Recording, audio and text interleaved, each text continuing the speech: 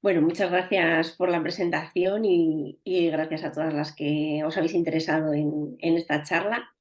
Eh, Como ya me comentó que la mayoría erais, digamos, profanas en el género negro o al menos no demasiado avanzadas, pues le propuse a Sandra eh, dar una charla, digamos, como haciendo un recorrido histórico del género negro con perspectiva de género en este caso.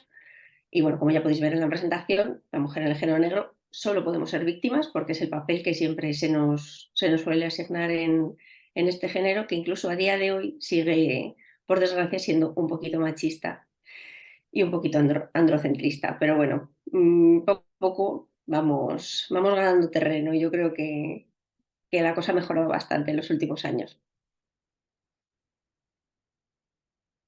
Vale. Eh, por si alguien no lo sabe, el pistoletazo de salida del género negro normalmente se sitúa en 1870, en 1841, perdón, con la publicación del relato de Edgar Allan Poe, Los crímenes de la calle Morgue. Lo curioso de este relato es que incluso el mismo Borges dice que la peculiaridad no está tanto en el texto en sí como en lo que ha provocado, que, es decir, lo que hizo este relato fue crear lectores de género negro, es decir, instaurar creó una serie de normas que luego se siguieron durante el tiempo, es decir, un análisis racional de las pistas, el planteamiento de un enigma en teoría imposible de resolver, un detective aficionado con una inteligencia muy superior a la media, pero la gracia de la historia es que creó un tipo de lector que empezó a leer este tipo de historias con una mirada de género policíaco o de género negro. Y eso hace que con los años seamos una horda de lectores de género que realmente no, los libros no se caracterizan, o sea, el género negro no se caracteriza tanto por que haya un crimen, que haya un misterio que resolver, que haya denuncia social, sino por la propia mirada del lector. Es el lector muchas veces el que dice, no, no, esto es una novela negra, porque lo digo yo, porque desde mi mirada esto es género negro y yo lo veo de esa manera. Y es curioso que Poe generó, perdón, empezamos bien. Poe creó ese tipo de lectora en aquel momento. Como os podéis imaginar, esto es igual que la bombilla o que el teléfono. Es decir, no llegó Poe en 1841, escribió un género y revolucionó la literatura. Había ya una serie de circunstancias que nos llevaron a que se crease ese relato. Había muchos periódicos y publicaciones periódicas de la época que publicaban muchos crímenes reales y había mucha gente ya interesada en lo que era en esos aspectos un poco turbios y un poco oscuros de los bajos fondos, incluso del mundo real. Y claro, sin saber mucho, me adelanté, sin saber mucho de género negro y consultando incluso cualquier manual de referencia eh, sobre género especializado, podemos pensar que hasta que llegó Agatha Christie prácticamente no hay ninguna escritora de relevancia, porque seguro que la mayoría no sois capaces de citar a ninguna o alguna por lo menos sí, pero no muchas. Y es curioso que se las ha silenciado como estamos acostumbrados a que suele pasar con la literatura escrita por mujeres, pero incluso en los primeros años del género, hasta 1901, ellas tuvieron más relevancia que ellos, llegaron a vender más. Entonces, aunque la mayoría del público no sepa nombrar a ninguna autora de la época, de verdad que hubo un montón de autoras bastante relevantes. Otra cosa es lo que nos ha llegado a nosotros en castellano, que bueno, también he intentado centrar un poco la charla en libros que podemos leer en castellano, por si luego tenéis curiosidad en acercaros a esas obras, pues he tratado de poner ejemplos que se puedan encontrar, aunque algunos, bueno, hay que buscarlos en todo colección y en librerías de viejo que a lo mejor no son tan fáciles, pero bueno, traducidos por lo menos la mayoría de ellos sí que están. Entonces, bueno, el asunto es que en esos años ellas tenían un protagonismo como autoras muy importante y algo que sí deberíamos tener presente es cómo se hacía género negro en aquella época. Es decir, era muy diferente al género negro que ha habido después, porque había una herencia muy grande del folletín y de la novela por entregas, que todavía seguía teniendo un peso muy grande en aquella época. E incluso se llegan a mezclar de manera que casi hay algunos libros que no sabríamos si catalogarlos como género negro o policíaco o como folletín. Lo curioso de estos formatos, por si no lo conocéis, es que bueno, eran formatos que se publicaban por entregas y había unas pautas muy marcadas, como que, por ejemplo, claro, tenías que conseguir que la gente comprase la entrega de la semana siguiente. Entonces, cada semana tenía que acabar eso por todo lo alto, porque si no, la gente no iba a tener interés en ir la semana siguiente al kiosco o al puesto de prensa a comprar el siguiente ejemplar. Claro, cuando lees esos libros a día de hoy, todos juntos en un volumen, pues a veces te extraña que cada dos por tres de repente pase algo como muy sorprendente. Aunque bueno, viendo las novelas, los thrillers que se están publicando recientemente, a lo mejor tampoco nos sorprende tanto porque es una tendencia muy habitual en los libros de hoy en día, igual influido por las redes sociales y por el cine actual, que tengan que pasar cosas todo el rato. Pero bueno, es verdad que en la literatura de aquella época a lo mejor no pasaban tantas cosas continuamente. Entonces, bueno, si leéis alguno de estos libros ahora sin saber que realmente era imprescindible el mantener ese interés vivo todo el rato, pues a lo mejor os puede extrañar un poquito. Quería comentar, antes de pasar a la siguiente diapositiva, que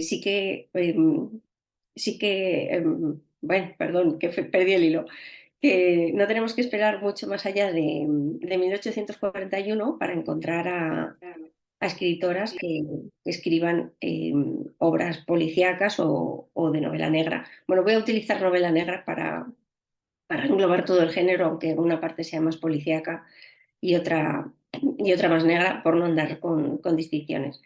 Y ya en 1841 tenemos a una autora llamada Catherine Crown, con una obra titulada Susan Hopley or Circumstance Evidence, que esta no está traducida, en la que incluye a dos detectives directamente, que son dos sirvientas que en el Londres victoriano fueron muy populares. Y es una autora que ha estado bastante olvidada y que, bueno, en castellano, por ejemplo, pues no la podemos leer. Pero a la que sí podemos leer es a Mary Elizabeth Braddon, que ya en 1862 tenemos esta novela, El misterio de Lady Audley, que fue un auténtico bestseller en el momento. O sea, tuvo un éxito brutal, se vendió muchísimo. Y esta autora llegó a publicar unas 75 novelas en las que demostró que tenía mucho ingenio para construir tramas. En castellano también podemos leer otra novela titulada El secreto de Aurora Freud, que es de 1863, que es un poco más difícil de encontrar, pero que también está traducida.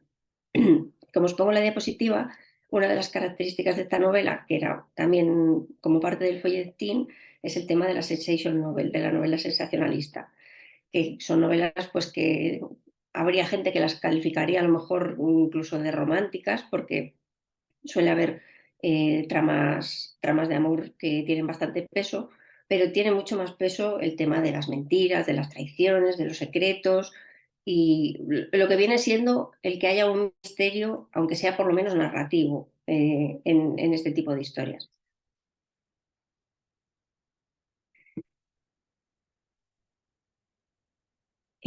A continuación tenemos también ya en 1878 a Anna Catherine Green, que es una autora norteamericana que es conocida por ser, digamos, por la madre de la novela de detectives. Su primera novela es, como decía, de 1878, que es el caso Leavenworth, y está protagonizada por Ebenezer Grice, que es de la policía de Nueva York.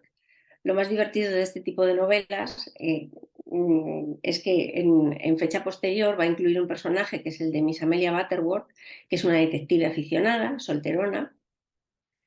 Lo de solterona lo digo porque es como en los libros se las denomina, porque es solterona, porque pasa de X años, no se ha casado, etcétera, etcétera. Claro, este dato es relevante porque las mujeres en esos años tenían unos roles sociales muy marcados, es decir, venían a este mundo para lo que venían, para casarse y para tener hijos. Entonces, que una mujer de determinada edad no se haya casado, pues dice mucho ya de su carácter.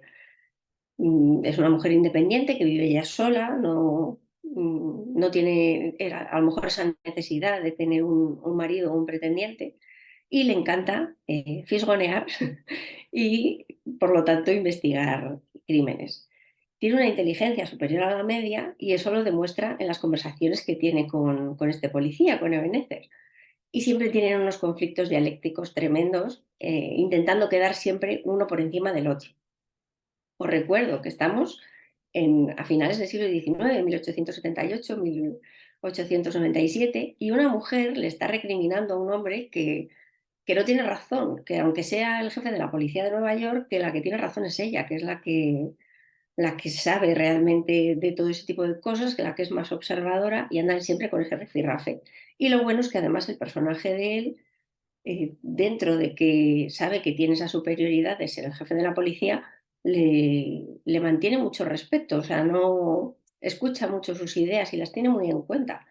Y algo que denota que quien está detrás de la escritura de ese libro es una mujer, porque nos costaría mucho imaginar un hombre escribiendo ese tipo de situaciones a finales del siglo XIX. No digo que no los haya, pero todas sabemos que sería raro.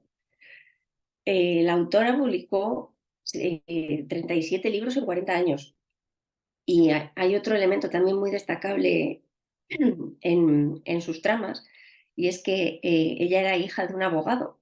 Entonces, la recreación que hacía de los juicios en los libros era magnífica, porque controlaba perfectamente todo el lenguaje legal y administrativo, y además su padre hacía muchas reuniones en casa con jueces y con forenses y policías, y ella siempre estaba poniendo la oreja, y todo ese tipo de cosas le sirvieron para que las historias fueran mucho más verosímiles y mucho más creíbles. Y la verdad es que eso ha enriquecido mucho los libros y de verdad que se nota ese toque que se nota que sabe de lo que está hablando. Por cierto, algo que no he comentado, pero bueno, seguramente lo sabéis por las novelas de Agatha Christie. En esta época, normalmente, el tipo de crímenes y de casos que se investigaban eran siempre de la alta sociedad.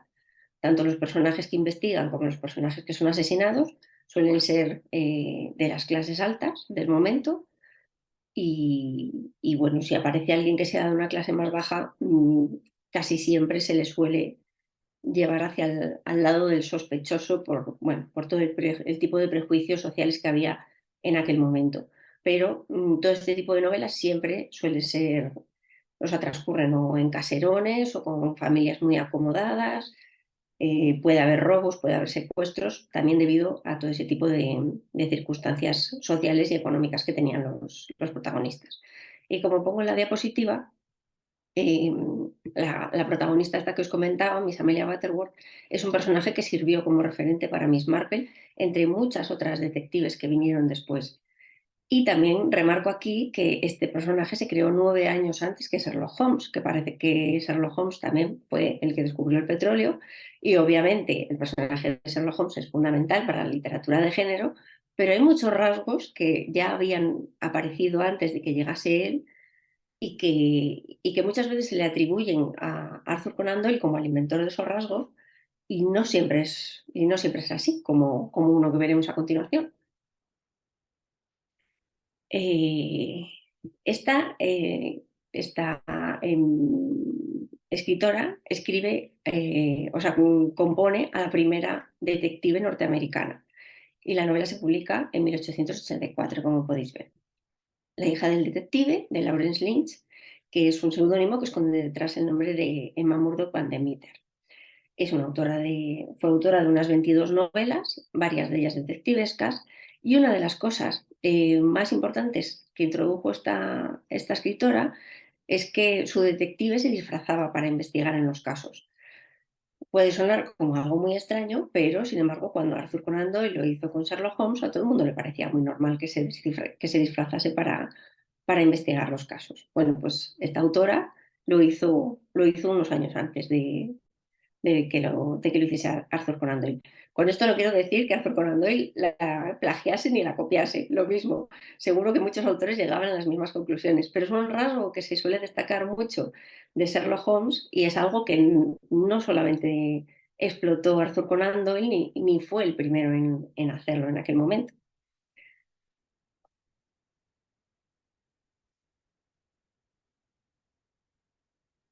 Bueno, este es uno de mis personajes favoritos de estos años, que es la detective Loveday Brooke.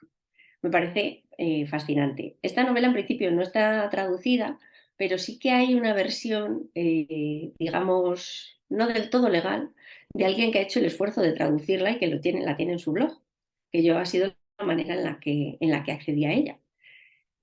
Bueno, este personaje surge en 1894 y es la primera detective profesional de la literatura. Trabaja para Scotland Yard, está contratada por Scotland Yard. 1894, insisto. Es una de las primeras representantes en la literatura de género del ideal de la nueva mujer, de la New Woman, que surgió a finales del siglo XIX, que seguro que habéis leído un montón de novelas con este tipo de ideal y que a lo mejor hasta lo conocíais ya, que simplemente lo que buscaba era equiparar a todos los seres humanos por igual. Es decir, que los hombres y las mujeres pues, sean iguales y pudiesen ejercer el mismo tipo de profesiones y tuviesen los mismos derechos sociales a finales del siglo XIX. Bueno, primera ola feminista, etcétera, etcétera. Y este personaje tiene una serie de rasgos que la hacen muy especial, que por eso le tengo yo este especial cariño, y que hacen que sea tan rompedora en este momento. El primero de ellos es que está soltera. Insistimos, en esta época una mujer normalmente su rol social era ser madre y ser esposa. Y de hecho, hasta estaba mal visto que trabajasen fuera de casa, porque eso solía implicar o que su marido no tenía los suficientes medios para mantener a su familia o que pertenecía a una clase social muy baja normalmente.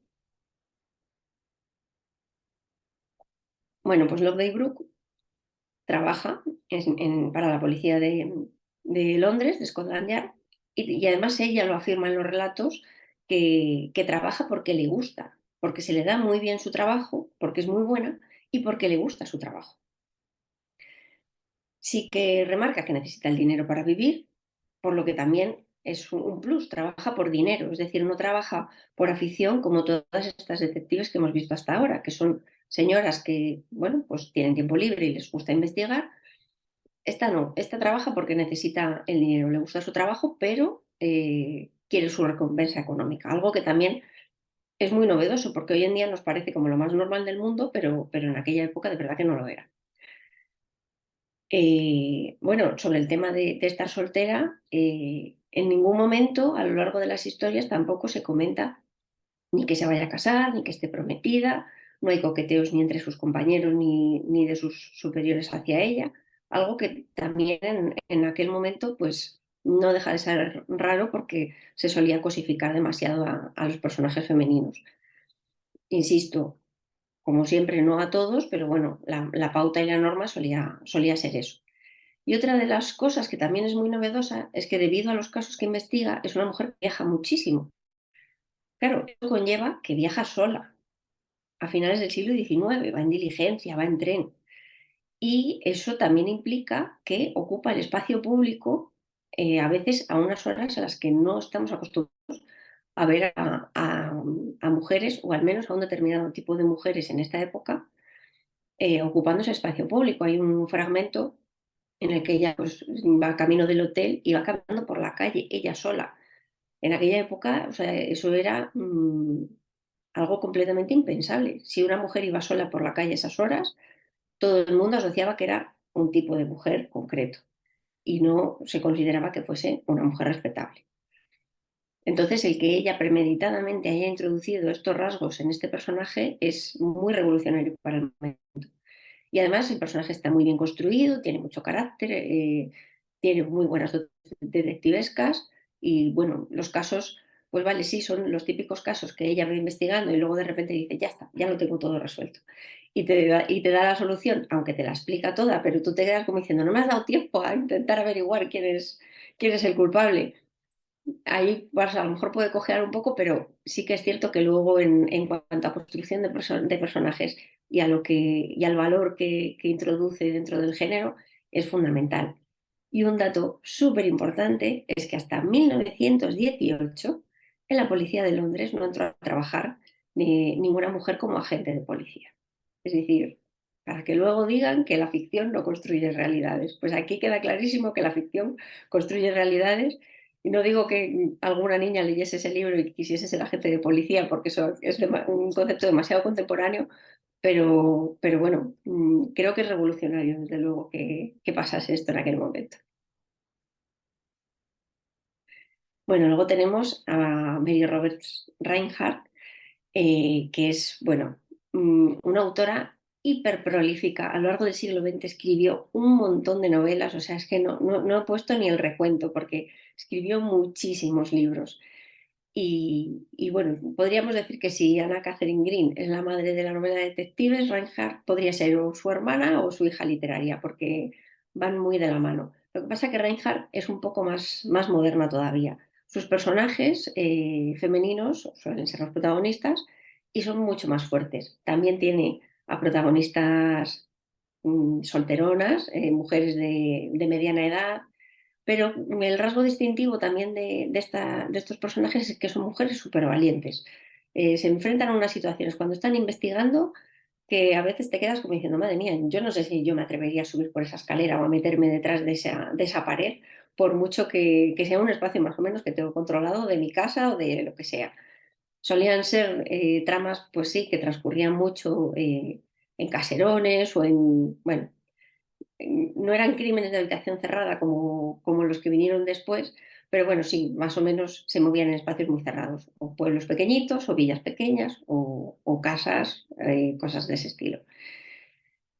Eh, Eso se enfrenta a situaciones muy en las que hace falta tener mucho coraje y rompe así también un poco el mito de mujer indefensa y que siempre necesita que llegue el príncipe azul para rescatarla. Su primera novela fue El hombre de la litera número 10, que es de 1906, que fue la que le dio la fama, y no, perdón, la que le dio la fama fue la que publicó el año siguiente, que es La escalera de caracol, de 1907. Y a lo largo de su trayectoria construyó a tres detectives femeninas, a Cornelia Van Gordon, a Hilda Adams, que la apodaron como Miss Pinkerton, y a Leticia Tis Cavendish. Ya digo, es una autora súper prolífica y tenéis un montón de novelas, sobre todo, ya digo, en librerías de viejo más que contemporáneas, aunque sí que hay un par de ellas que se han rescatado en los últimos años. En cualquier sitio que busquéis os van a recomendar El hombre de la litera número 10 o La escalera de caracol, pero yo os recomiendo que si queréis leer una de ellas, leáis La dama de blanco y negro de 1912, porque tiene una trama que a mí cuando la leí me dejó boquiabierta, de verdad, sobre todo por la época en la que está escrita, porque tiene una trama muy sorprendente y brillante. Vale, si os queréis leer una sola obra de todas las que os voy a hablar hoy, que sea esta, por favor. Porque además la acaban de reeditar, que yo la vi hace como 2 meses en la librería y cuando la vi me llevé una alegría tremenda, porque en su momento en el blog había hablado de la obra de teatro en la que se inspiraba es una novelita, y encima han sacado una edición preciosa que está ilustrada no os quiero mentir, que la tengo aquí, por Sara Morante. O sea, la edición es una maravilla, ya veis, es súper finito, ¿eh? O sea, os lo leéis en una tarde. La gracia de esta historia es que está basada en una historia real. Susan Glaspell era periodista y ocurrió un crimen real en 1900. John Hossack fue asesinado en su cama con 2 golpes de hacha en su cabeza. 4 días después, esto lo estoy leyendo porque os lo quiero decir muy preciso, ¿eh? Eh, 4 días después, su mujer Margaret Hossack fue arrestada como sospechosa del crimen. Un jurado compuesto exclusivamente por hombres condenó a Margaret a cadena perpetua y a trabajos forzados. Tras 2 apelaciones y un nuevo juicio, y también con varias dudas razonables por el camino, Margaret fue puesta en libertad, sin ser declarada ni culpable ni inocente, en abril de 1903. Susan Gaspel cubrió esta noticia en el periódico en el que trabajaba de aquella y en 1916 la convirtió en una obra de teatro y en 1917 en una novela corta. En inglés se titula Trifles, que se traduce algo así como bagatelas, nimiedades o algo así, que dice mucho del tono que tiene la historia. No la voy a destripar entera, pero os voy a contar un poco de, o sea, no, después de esto igual la queréis leer más. No, con esto no os voy a destripar ni el final ni la trama como para que no la queráis. La obra de teatro transcurría en un solo acto y en la cocina del domicilio de los Wright, que son los personajes de la historia de ficción. Y el argumento gira en torno al asesinato del marido de John Wright, que aparece en su casa con una soga alrededor del cuello. Y la principal sospechosa es su mujer, Minnie, que asegura que ella estaba durmiendo y que no se enteró de nada. Pero el fiscal del distrito y el sheriff no acaban de creérselo del todo y van a la casa a buscar pruebas. Y van con las mujeres de cada uno de ellos, respectivamente. Entonces, las mujeres se quedan en la cocina y los maridos entran a la cocina y dicen, va, aquí no hay nada interesante, nosotros nos vamos al dormitorio. Y ellos en el dormitorio, pues no acaban de encontrar nada. Pero es que ellas en la cocina es donde empiezan a ver todas las pistas y empiezan a armar todo el puzzle de todo lo que ha podido pasar ahí. La gracia de esta historia es que si no la lees con perspectiva feminista, no la entiendes. Es muy curioso. O sea, fue uno de los comentarios que leí antes de leerla y yo decía, esto me parece muy raro. O sea, ¿en serio no la vas a leer si no la vas a entender si no la lees con perspectiva de género? Pues sí, no la entiendes si no la lees con perspectiva de género.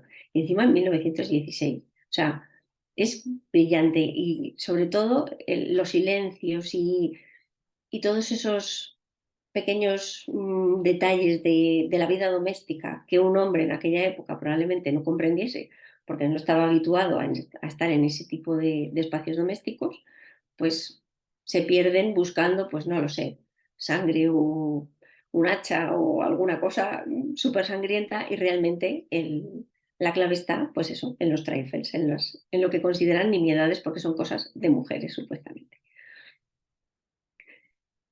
Espero que os haya entrado ganas de leerla. Ay, ¿me pasé? No. Vale, aquí. Bueno, más o menos con esto y con alguna autora más por ahí, podríamos considerar que llegamos a la Golden Age, que es la edad de oro de la ficción detectivesca. Quien más o quien menos, como ya comentaba antes Sandra, pues ha leído alguna novela de Agatha Christie o por lo menos visto alguna adaptación al cine, eso casi seguro. Entonces, más o menos ya sabéis cómo son este tipo de historias. Creo que no hay nadie en el mundo occidental que no conozca a Miss Marple o a Hércules Poirot. Y si alguna vez habéis oído eso de, bah, este tipo de libros de misterio, leído uno, leídos todos. No les hagáis ni caso, porque de verdad que hay una variedad brillante y absoluta en esta época en cuanto a tramas, planteamientos, construcción de personajes, etcétera, etcétera. Y aquí os pongo una muestra de algunas de las autoras más relevantes del momento. Si os fijáis abajo a la izquierda, sí, hay una llamada Anthony Gilbert porque firmaba con seudónimo, que la he puesto ya a propósito porque, bueno, a lo largo de todas estas décadas, pues no es tan infrecuente que podamos encontrar que detrás de la firma de un hombre, pues había una mujer. ¿Por qué? Pues porque obviamente era mucho más sencillo. Laura, luego si quieres te paso, te paso la imagen. Incluso si luego me queréis pedir la presentación, no tengo problema en pasároslo para que tengáis todos los nombres. Que es que estaba viendo a Laura sacar ahí una foto a la pantalla. Entonces, bueno, lo que iba diciendo que eso, que no era tan infrecuente que en determinadas décadas las autoras firmasen con seudónimo y más en un género tan masculinizado como el género negro y el género policíaco, que se suele asociar mucho a tema masculino. Y si ven firma femenina, pues en aquellos años había mucha gente que directamente lo asociaba a novela romántica y no querían saber nada del asunto. Como comentaba antes, lo mismo, este tipo de historias pues suelen transcurrir en caserones en la campiña, en pequeños pueblos. Los protagonistas todavía son de clases acomodadas y las herencias son uno de los principales motivos para cometer asesinatos. Algo que hace que luego sea muy difícil intentar averiguarlo porque, claro, A todo el mundo le interesa asesinar por dinero. Como todos estuviesen en la herencia, lo tenemos crudo para asesinar. Se supone que había una serie de normas que se instauraron en el Detection Club, que fue un selecto grupo de autores que sentaron estas bases. De hecho, había como una serie de reglas, de cosas que no se debían incluir en los libros porque se consideraba que eran tramposas para el lector. Porque la clave de las novelas de la Golden Age es que se supone que el lector tiene que tener la misma información que el detective para que tú seas capaz de resolver el puzzle en tu casa. Otra cosa es hasta dónde conseguía llegar la mirada muchas veces de detectives como Hercule Poirot, que veía cosas que el resto de los mortales no veíamos, y tú te lees el libro 5 veces y sigues sin entender cómo ese hombre ha llegado a esa conclusión. Pero bueno, supuestamente las pistas están ahí y supuestamente tú puedes llegar a esa conclusión. Enhorabuena para el que lo consiga. Yo normalmente nunca lo he logrado. No sé si es que soy una lectora muy torpe o es que soy de esas lectoras que yo me meto ahí en la historia y la verdad es que me da un poco igual luego si resolver el misterio o no. Yo lo que quiero es pasármelo bien durante el viaje. Eso, como hay un montón de autoras y además ahora ya, de aquí en adelante ya la cosa se empieza a disparar y ya pues hay que empezar a seleccionar un poquito. De todas las que tenéis en imagen, jo, yo es que os recomendaría todas las cosas como son. Pero bueno, por tema de personajes femeninos, ya que estamos dándole perspectiva de género, me quedaría con las novelas de Dorothy L. Sayers, que ella hizo una serie protagonizada por Peter Wimsey, bueno, Lord Peter Wimsey, perdón, que era un lord, que era un detective aristócrata, y el personaje no está nada mal, lo que pasa que a mitad de la serie introdujo un personaje que es la bomba, que es el de Harriet Vane, que es una detective aficionada de la que Peter se enamora y además hay un rifirrafe súper divertido en el que Peter está constantemente pidiéndole matrimonio y ella diciéndole que, ay, que no, que qué aburrido, que no le interesa, que además la convivencia rompe el amor y la pasión y eso de ver la ropa interior por el suelo de la pareja, pues que no. Spoiler, se acaban casando, pero bueno, tampoco os desvelo nada porque hay una de las novelas que se titula Luna de miel, más que nada, o sea que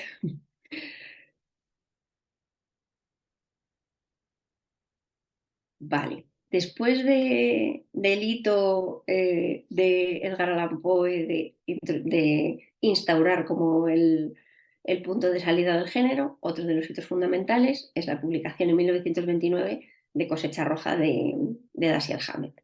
Con esto se instaura el género del hardboiled y empieza a haber, a partir de ese momento ya hay una lucha continua entre qué es novela negra, qué es novela policíaca, cuál es mejor, cuál es más válido.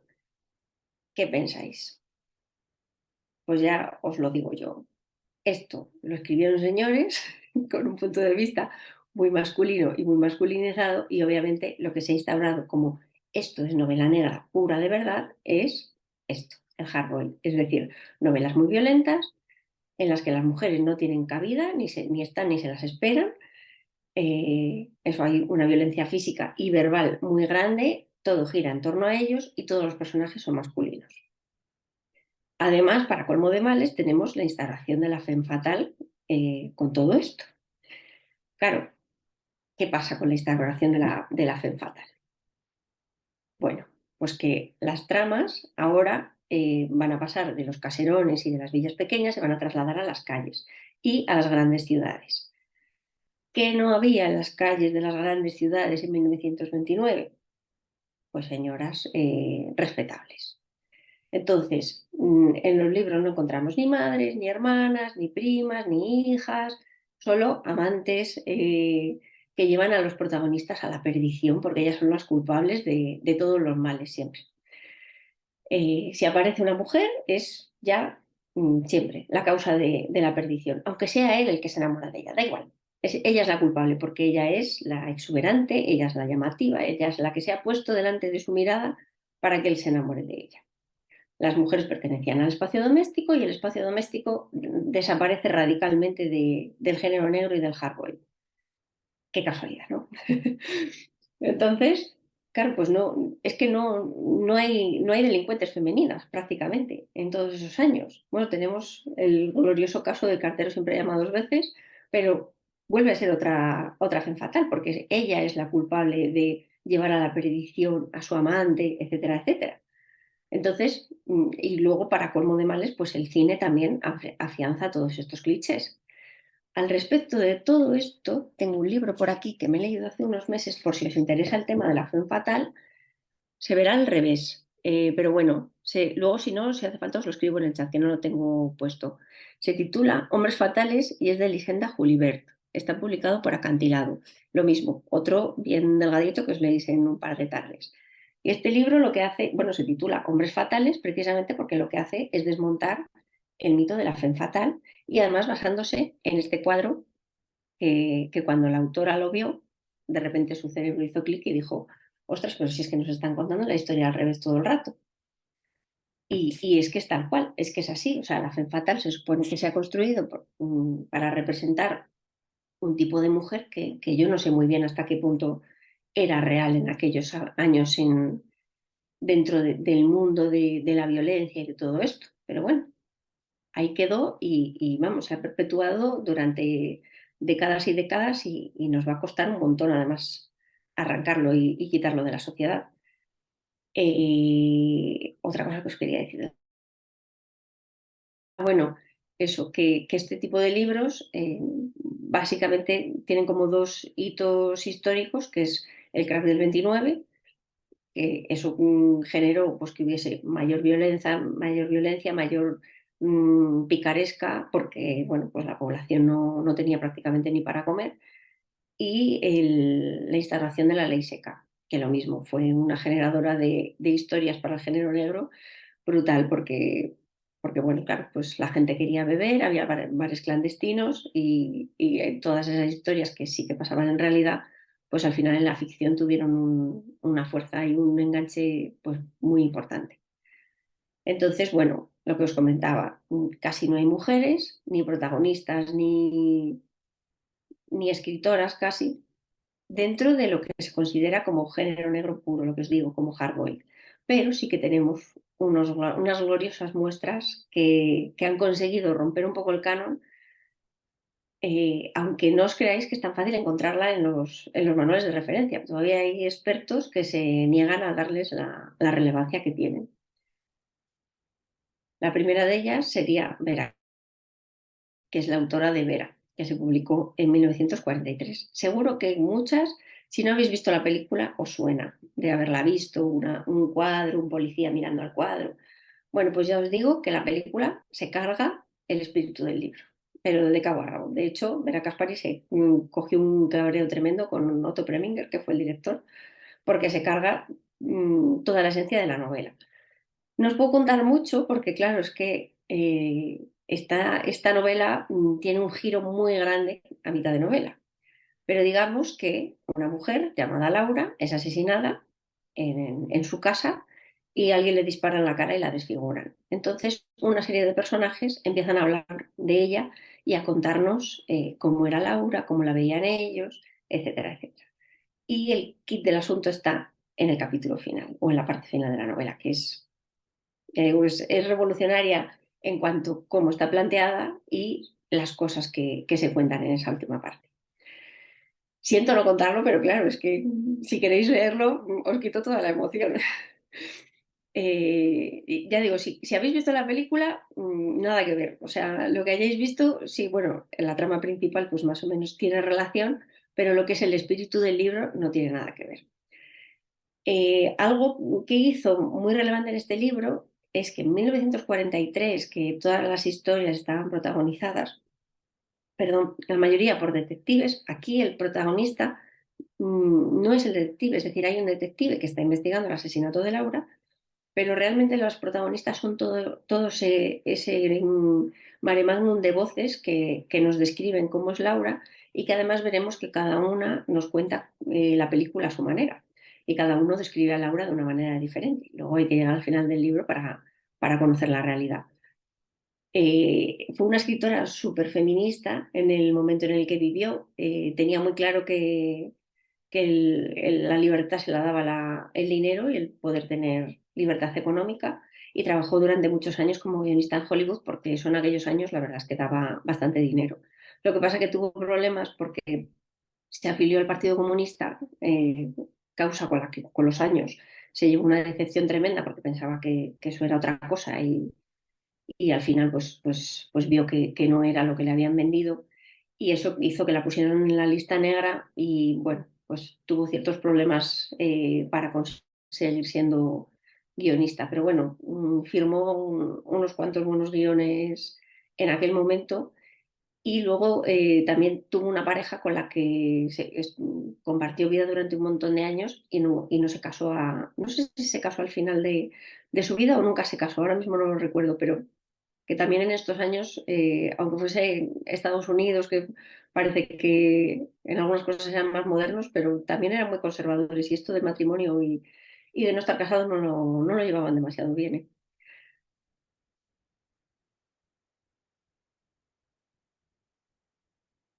Bueno, Dorothy B. Hughes, otra, lo mismo. Eh, una autora que hasta 2019 no hemos tenido traducida la novela En un lugar solitario de 1947, que es un escándalo. Estaba traducida al catalán, pero en castellano todavía no la teníamos. Se puede equiparar en algunas cosas a Vera Caspary y a la novela de Vera con la de En un lugar solitario, porque esta novela también se la cargaron en el cine. La adaptación es o sea, en la película que se titula En un lugar solitario es muy buena película, pero poco tiene que ver con lo que nos cuenta en el libro. Lo mismo, cogió los hitos fundamentales del argumento y luego le dieron toda la vuelta y cambiaron completamente la historia. En el libro lo más llamativo, bueno, tiene dos cosas muy llamativas. La primera, que es la primera novela de género escrita por cualquier persona que está planteada desde el punto de vista de un asesino en serie, que es un concepto muy moderno y en 1947 el concepto de asesino en serie prácticamente no existía. Yo, de hecho, juraría que ese nombre de asesino en serie, asesino serial, se le dio muchos años después. Normalmente se suele decir que la primera novela que está escrita de esa manera es El asesino dentro de mí de Jim Thompson, que es de 1952, porque esa sí que está escrita en primera persona, entonces sí que es como la mirada en primera persona del asesino en serie. Pero esta, aunque está narrada en tercera persona, es como una falsa primera persona, de eso que lo suelen llamar. Está tan focalizada la narración en el asesino que llegas a ponerte en sus zapatos. Y la otra cosa muy llamativa del libro es que él se enamora perdidamente de su vecina, pero hasta unos niveles que se pasa la noche en casa esperando a que le llame, no sabe dónde está desesperado porque hay que esta mujer no me llama, fisgando por las persianas a ver si entra, si sale, si viene, si va, la persigue, pero ese tipo de anhelo y angustia que siempre se le pone a los personajes femeninos de, ay, es que no puedo vivir sin el amor de mi vida, bueno, pues aquí ella le da la vuelta y se lo pone al personaje masculino. Y encima, un asesino en serie, que es que hay momentos que es que parece hasta de chiste, porque dices, o sea, un hombre que se va cargando mujeres por ahí, por Los Ángeles, y está en su casa llorando porque no le llama a su amante. O sea, es como una burla a todo lo que estaba instaurado en el género brutal. Yo creo que en parte por eso no la ponen en los manuales de referencia, porque seguro que hay señores a los que no les hace mucha gracia que construyese este tipo de personajes. Elizabeth Sunshine Holling, perdón por la foto, pero es que es muy difícil encontrar tanto fotos como información de esta autora. ¿Qué me diríais si os dijese que hubo una escritora, que es esta señora de aquí, que en 1929 escribió una novela hablando sobre la eutanasia como solución para pacientes de larga duración, que en 1945 escribió una novela para hablar de lo duro que era volver de la guerra y cómo había muchos veteranos que se volvían adictos a las drogas porque no eran capaces de sobrevivir a su realidad, o que en 1947 nos escribe La pared vacía y nos plantea cómo una ama de casa no puede encubrir un crimen porque es incapaz de tener lo que podríamos denominar como una habitación propia. A mí esta escritora me parece fascinante y me parece muy moderna, sobre todo para los momentos para los que planteo según qué temas, como 1929 hablando de la eutanasia de una forma abierta. En La pared vacía, que de ahí viene además el nombre de mi blog en honor a este libro, eh, hay un crimen accidental, como os pongo ahí, que es cometido por su padre. Bueno, la hija de la protagonista se llama Lucía y su hija tiene una aventura con un hombre más mayor. El hombre este más mayor va hasta la casa porque quiere ver a la hija, la madre no la deja, tienen una discusión, al final sale el padre de Lucía y en un rifirrafe pues, le empuja, el hombre este se da un golpe en la cabeza y muere de manera accidental. Esto pasa en las 5 primeras páginas más o menos. Entonces, claro, esta mujer dice, ostras, es que primero no quiero que mi hija se entere que este hombre ha muerto porque va a pensar que yo me lo he cargado a propósito porque no quería que saliese con él. Y segundo, me voy a meter en un problema porque, claro, es que mi padre ha matado a alguien, a ver si me lo van a meter en la cárcel, etcétera, etcétera. A todo esto, el marido de esta mujer está en el frente, en Europa, y hace un retrato social brillante de cómo se vivía en Estados Unidos en aquellos años en los que los maridos estaban en el frente y ellas tenían que llevar el peso de toda la familia, tanto económico como de todo tipo de responsabilidades y decisiones. Y a veces tenían que tomar decisiones para las que no las habían educado, porque hay muchas decisiones de estas laborales que ya sabéis que por tradición suelen decidir los hombres. Aquí está solo ella con la ayuda de su padre, pero es la que tiene que tomar las riendas. Y hay un montón de situaciones hilarantes en las que ella tiene que quedar con... O sea, bueno, hay gente que sospecha que este hombre ha muerto y le intentan hacer chantaje. Y ella tiene que hacer lo posible por quedar con estas personas para que no le hagan chantaje, para que no desvelen que su hija tenía una aventura, para que no descubran lo del cadáver, etcétera, etcétera.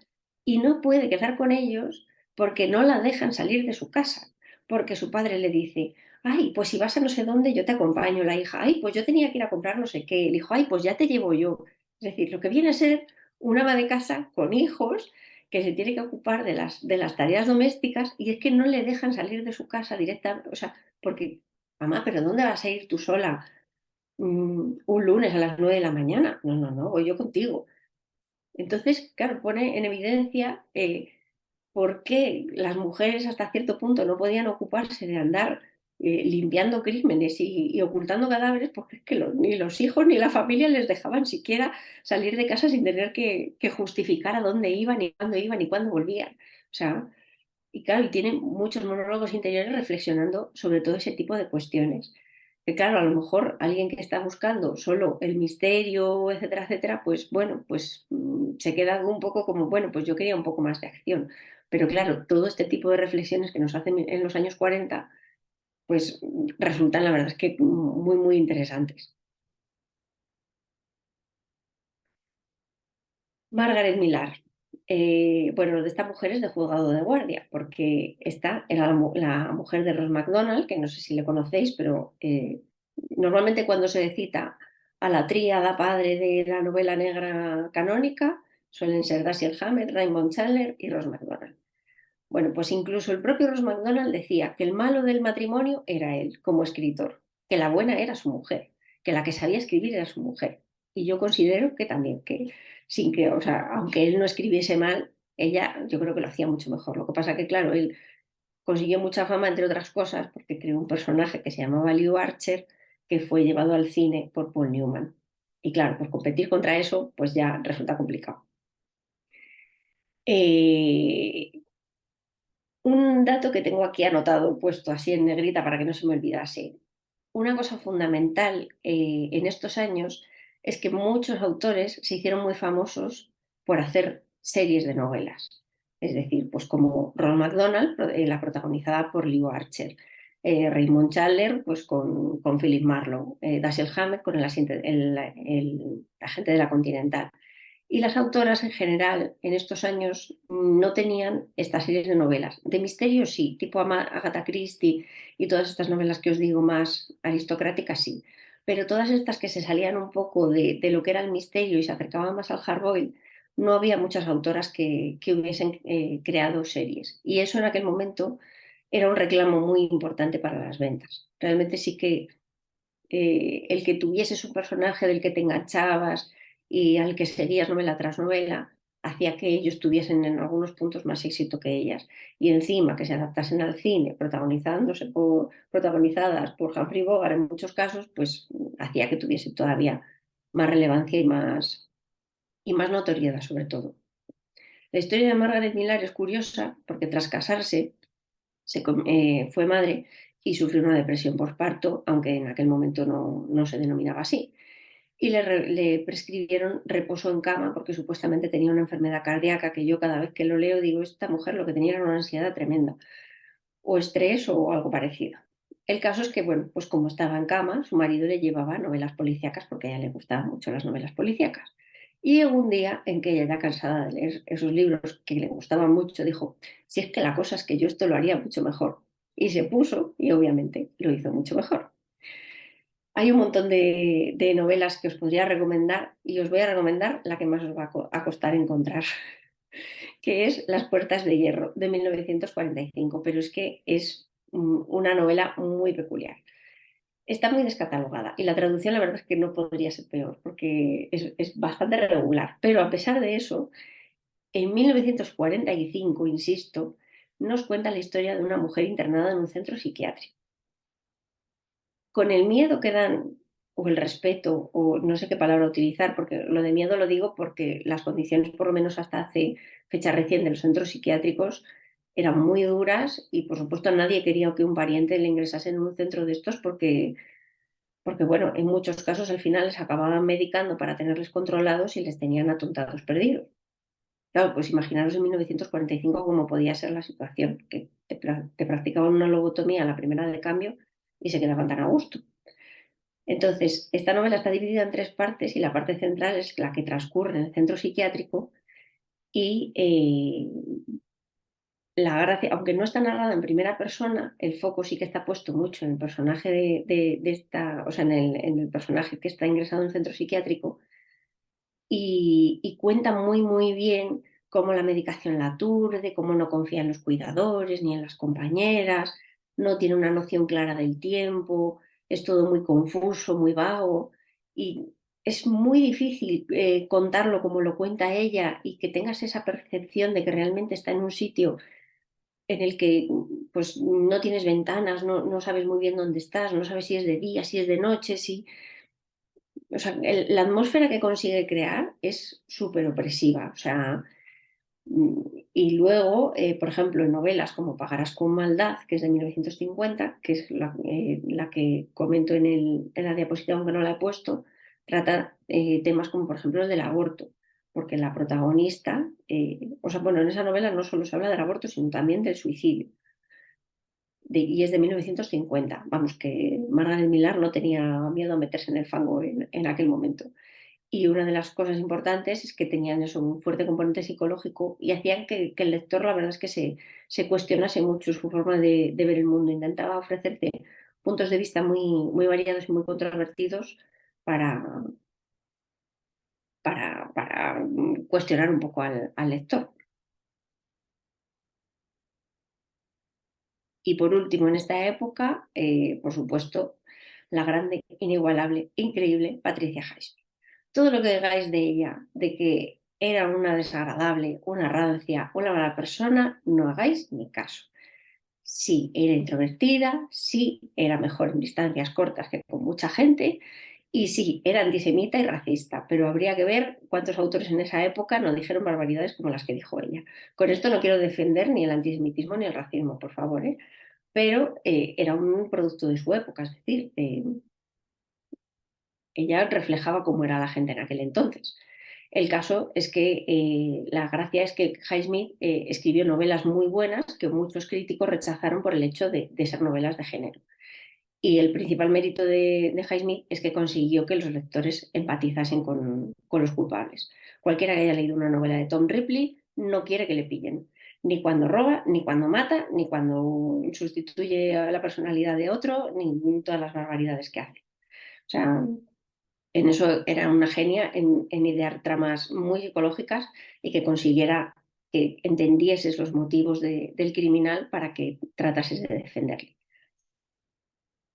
Me estoy pasando de tiempo, que acabo de ver el reloj, así que voy a acelerar un poquito, aunque esta parte del final ya la tenía más resumida, porque seguramente según nos acerquemos al siglo XX vais a conocer a más autoras y estas de esta época probablemente las conocieseis menos. Aquí tenía un apunte simplemente para comentaros. que en 1957 se estrena la primera película, la primera serie policíaca estadounidense, la primera de todas, y estaba protagonizada por una mujer policía. Tiene 39 episodios de 30 minutos y esta es la protagonista, que ya veis que va buenísima de pelo, de maquillaje y de todo, aunque vaya con su uniforme. Y la gracia de los capítulos es que realmente no se centraban tanto en el protagonismo de ella como en el protagonismo de los casos de los que se hablaba en la serie. Se puede ver online en alguna web por ahí, si tenéis interés os puedo pasar enlaces. Y con esto llegamos a los años 80. Me pego así como un salto brutal respecto a los años anteriores, que estábamos como en los 50, porque realmente no hubo tantas autoras desde finales de los 50 hasta principios de los 80 que hayan marcado un cambio. Había, o sea, las que ya estaban continuaron escribiendo y publicaron en esos años, pero no hay ninguna así que surgiese un poco de nuevas.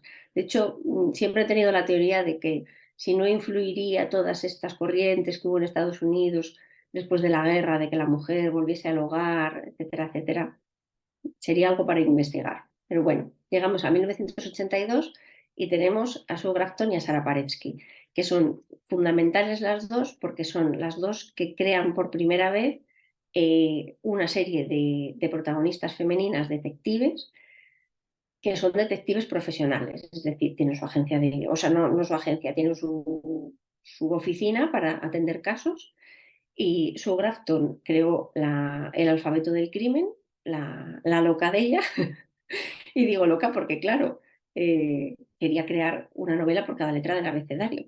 Y bueno, casi lo consigue, llegó hasta la Y. Publicó 25 novelas con esta protagonista. Y Sara Paretsky ha publicado 18 hasta el momento. Sue Grafton falleció en 2022, creo, y Sara Paretsky todavía vive, pero bueno, ya está mayorcilla.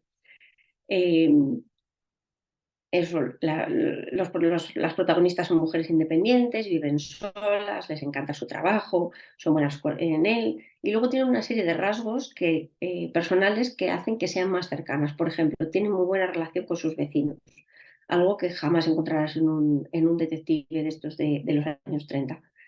Y otro plus que considero muy importante de las novelas de estas autoras es que introducen a muchísimos personajes secundarios femeninos. Porque aunque en las otras sí que teníamos algunas protagonistas femeninas, en estas, aparte de las protagonistas, también encontramos a muchas secundarias. Entonces hay muchísimas conversaciones entre mujeres que hace que ya la manera de relacionarse entre ellas sea diferente, no sea solo de mujer a hombre, sino que haya multitud de personajes. Incluso hay algunas que son sospechosas y algunas que llegan a ser culpables. A partir de los años 80 llegamos ya a una normalización dentro de la autoría de escritoras, tanto de autoras como de protagonistas. Y tenemos autoras tan relevantes como, por ejemplo, Fred Vargas, que ha llegado a ganar el Príncipe de Asturias, Patricia Cornwell, que fue la primera en crear una forense policial en 1990, Laura Lippman, que también crea casos en Baltimore, que es una zona en la que el racismo pues, tiene un peso muy importante, etcétera, etcétera. Vamos.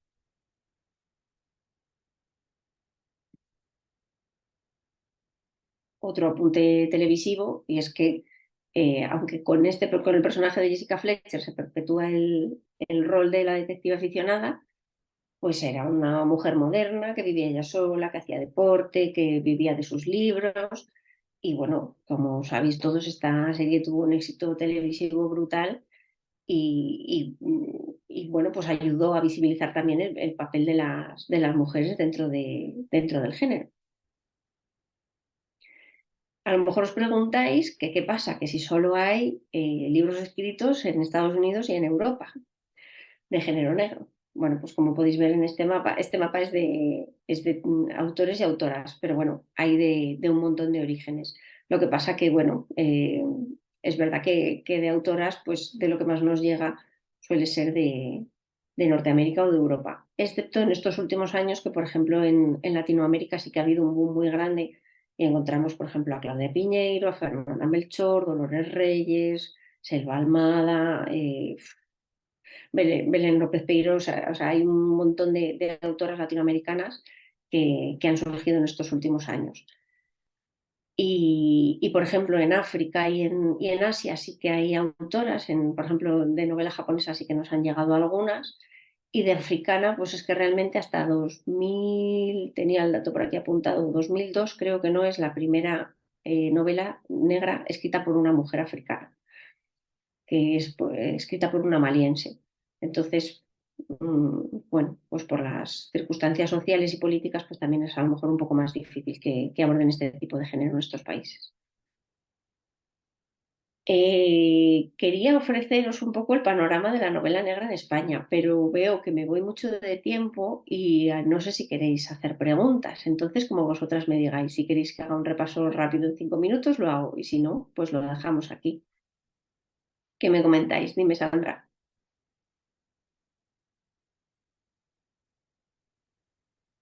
No te oigo. Ah, vale. No, no, no, no os oigo. A mí me gustaría que hicieras un repaso rápido. ¿Me oyes? Sí, sí, sí, yo sí que te oigo. Pero lo que diga la mayoría. Ya es que me he apasionado ahí contando cosas y veo que me voy mucho de tiempo y como me han dicho que acabamos a las 8, pues por lo menos quería dejar este ratito sino de preguntas, pero lo que me digas, Sandra, es que no te oigo, entonces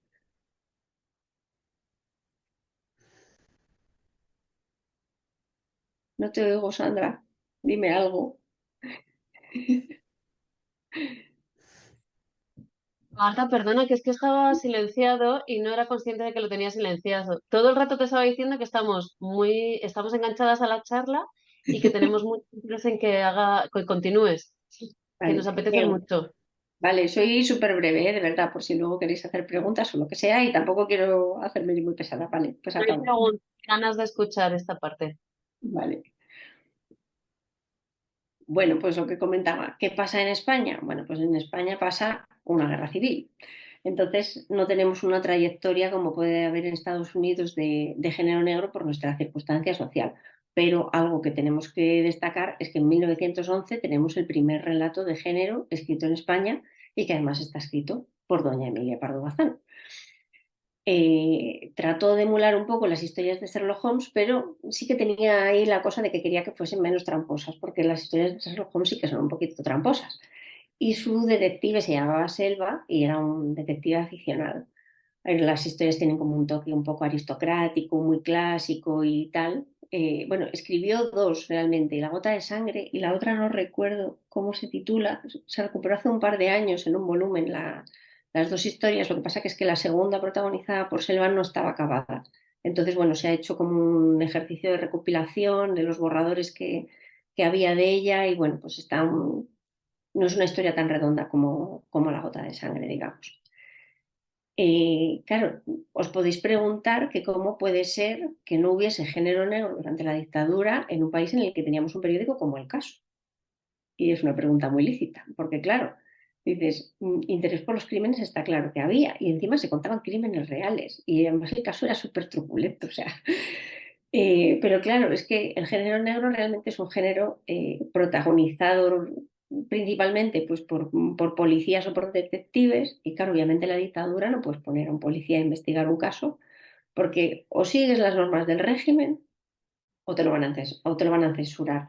Y claro, si sigues las normas del régimen, realmente, ¿qué tipo de literatura hay ahí? Porque es que iba a ser todo censura y todo ceñirse a una serie de normas y a una serie de pautas. O sea, no podía haber denuncia social porque aquí no se podía denunciar nada. O sea que, y claro, un detective, pues lo mismo, no se va a poner a husmear en asuntos del régimen y de la dictadura. O sea que lo que sí que quería comentaros, por si no lo sabíais, que es que yo he sido algo que he descubierto más o menos en fecha reciente, que durante la guerra y en los años de la dictadura hubo varias escritoras que escribieron novelas de kiosco, es decir, pues como las novelas de vaqueros que habéis visto toda la vida o las románticas de Corín Tellado, todo este tipo de libros, pues había novelas policíacas de kiosco y había muchas autoras que publicaron que escribieron ese tipo de libros, que vale, son libros con lo que es calidad literaria no tienen, porque eran libros de puro entretenimiento y que no tienen un valor literario detrás. Pero hubo autoras tan grandes como Josefina de la Torre, la poeta del 27, que llegó a escribir este tipo de libros. La función para ellas era sobre todo alimenticia, porque era una fuente de ingresos, porque eran libros que se vendían muy bien y muy rápido. Pero bueno, también eran libros que se tenían que escribir muy rápido, de ahí un poco la falta de calidad. Pero a mí me gusta reivindicar mucho este tipo de libros porque tenían una labor social muy importante. Y es que, claro, la población en aquellos años estaba muy analfabetizada, perdón.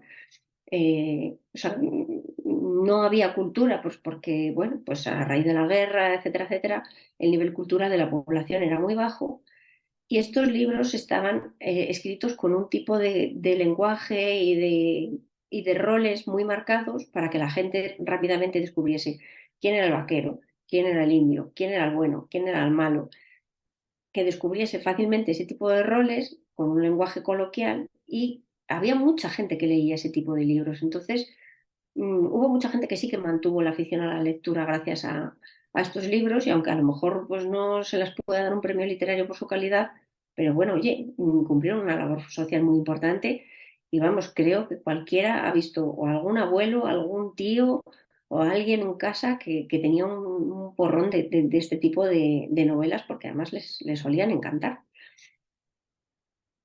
De todas ellas, aparte de Josefina de la Torre, me gustaría destacar a Vic Logan, que es el seudónimo de María Victoria Rodoreda de Sayol, que se afirma que llegó a publicar 700 títulos. No se sabe bien porque, claro, ella escribía a la par junto con su marido y había algunos que los firmaba ella, otros los firmaba él, pero bueno, la cuestión es que debió de escribir una cantidad ingente de libros. O sea, a mí lo que me gustaría sería poder ponerme a analizar todos esos para saber cuántas tramas se repiten, porque aunque yo sé que las tramas se repiten todo el rato, pero 700 libros, o sea, es que tiene que haber muchos que sean prácticamente iguales, pero bueno, en cualquier caso lo que digo que tiene mérito haber escrito tanto y haber conseguido acercar tantas historias al público. Ella, además de escribir género policíaco, también escribió muchos de ciencia ficción. Fue una de las pioneras de la ciencia ficción en aquellos momentos en nuestro país. Llegamos ya a los años de después de la dictadura. En 1985 tenemos la primera serie, digamos, de novelas escritas por una autora. La primera novela negra escrita por una mujer ya postdictadura fue de 1979, Picadura mortal de Lourdes Ortiz. Y luego ya llegó María Antonia Oliver y escribió tres. Y estas, además, lo bueno es que eran súper feministas. Tan feministas que su protagonista era una detectiva, no una detective que se llamaba Lonia Guiu. Y bueno, incluso llega a hablar en su primera novela en Estudio en Lila, llega a hablar del aborto en los años 80 en España, que vale, sí, ya es democracia, pero bueno, eran temas que todavía escocían un poquito en aquella época.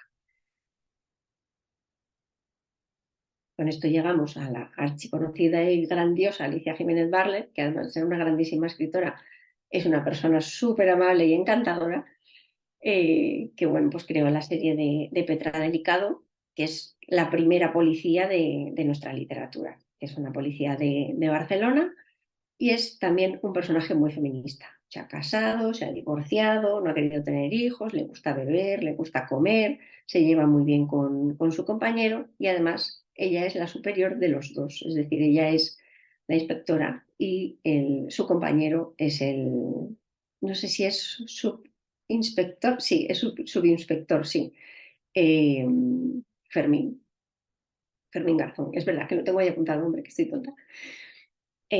Algo por lo que ha habido mucha gente que la ha tachado de menos negra es porque sus novelas tienen mucho humor. Pero es algo que me hace mucha gracia porque precisamente en las novelas de Raymond Chandler la gente destacaba que una de las cosas más brillantes de su obra era el humor que introducía. Entonces, si vale para ellos, yo creo que también tiene que valer para nosotras, ¿no? Ahora os introduzco a alguien que nadie me mate, ¿eh? Pido perdón de antemano por si alguien se siente ofendido. He introducido a Dolores Redondo porque fue una revolución dentro de las ventas del género policíaco en nuestro país. Pero como pongo ahí, desde mi punto de vista, sus obras no destacan precisamente por su calidad literaria ni por su feminismo. Con eso no quiero decir ni que sea mala autora, ni que a quien la haya leído y le guste está equivocado, para nada. Pero es cierto que comparado con las autoras que hemos comentado previamente, Dolores Redondo no destaca tanto ni por la calidad de sus obras ni por su feminismo. Sí que tiene otra serie de características que la hacen destacar, como pues, la originalidad de las tramas, el haber introducido la cultura popular, la naturaleza, o sea, una serie de rasgos que ha hecho que muchísimo público se acerque a ella y eso a la larga ha sido muy positivo para el género en nuestro país porque ha habido muchísimos lectores que se han aficionado a leer novela policíaca gracias a las novelas de Dolores Redondo. Digo, yo no soy su fan número uno, pero bueno, pues tiene un mérito muy grande dentro de la historia de nuestro género precisamente por la visibilidad que ha conseguido darle.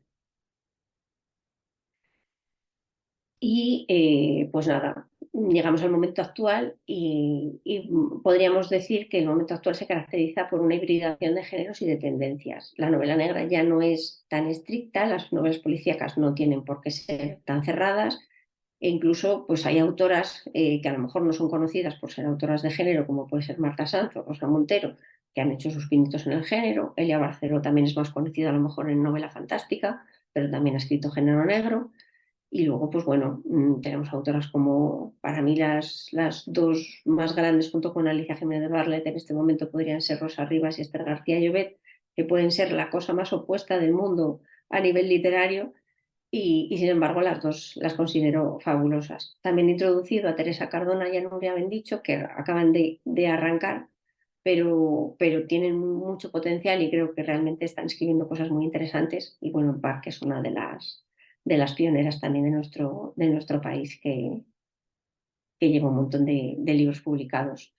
Y eso, pues cada vez hay más autores que a lo mejor no son puramente de género, pero bueno, pues se están adentrando y publicando cosas muy interesantes. Y yo creo que eso también está aportando mucho a la visibilidad del género y a que no se vea como una lectura tan de nicho como se veía hace pues 10 años. O sea, tampoco hace tanto.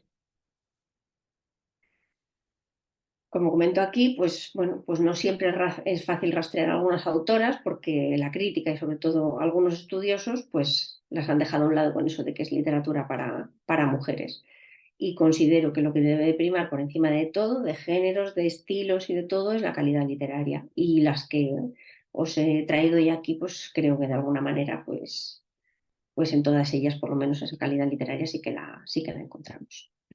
Así que con eso damos el caso por cerrado.